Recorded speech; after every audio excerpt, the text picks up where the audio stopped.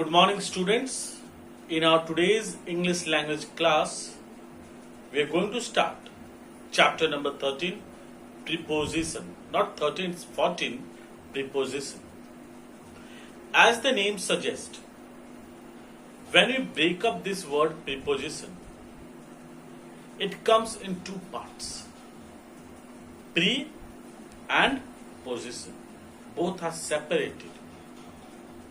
Pre means before, position means a certain place. So, preposition, again see, preposition is a word placed before a noun or a pronoun. Preposition is a word placed before a noun or a pronoun to show its relation with the other words in the sentence. Preposition is a word placed before a noun or a pronoun to show its relation with other words in a sentence. For example, on, off, under, beneath, by, and many more.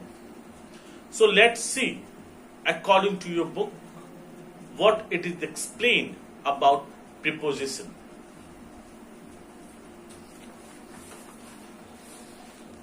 Chapter number 14, preposition.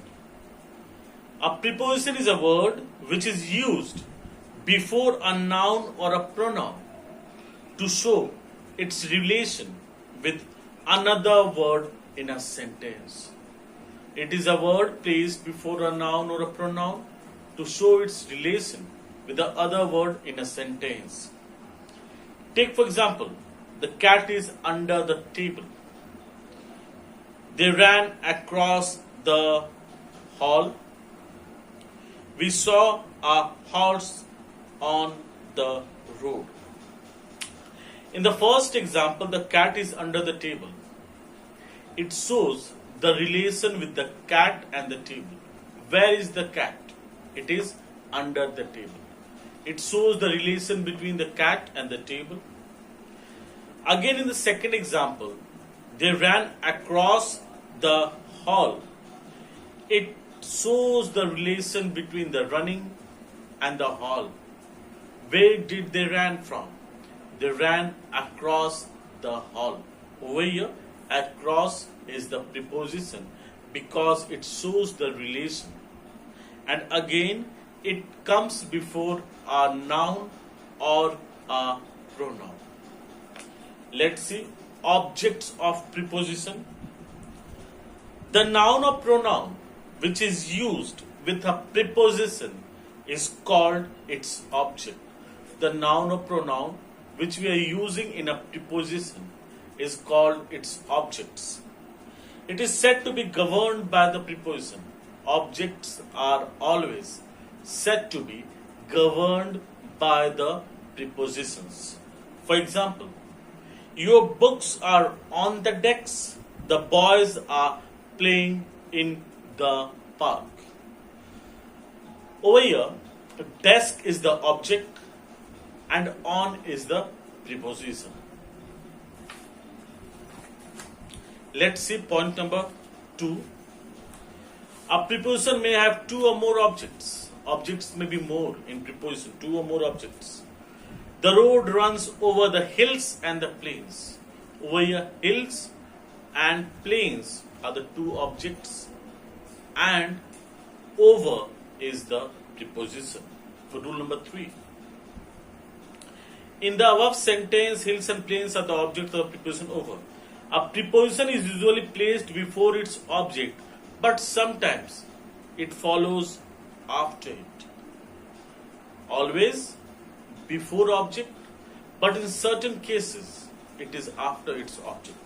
Take for example, which of these chairs did you sit on? Which of these chairs did you sit on? Question mark. In the above sentence, the object is these chairs followed by the preposition on. Let's see the other topic. The words used as preposition of or adverbs. Words used as prepositions or adverbs. Some words are used sometimes as adverbs and sometimes as preposition. Some words are commonly sometimes used as adverbs and sometimes as prepositions. A word is a preposition when it governs a noun or a pronoun. It is an adverb when it doesn't. A word is a preposition when it governs or rules noun or a pronoun, and when it doesn't govern or rule, it is an adverb. Take for example, let us move on. It is an adverb because it's not governing any noun or a pronoun. The book lies on the table. In this example, the preposition on is governing the object, noun or the pronoun. Let's see relation expressed by prepositions. Different prepositions shows different relations. So we should be careful in the use of preposition.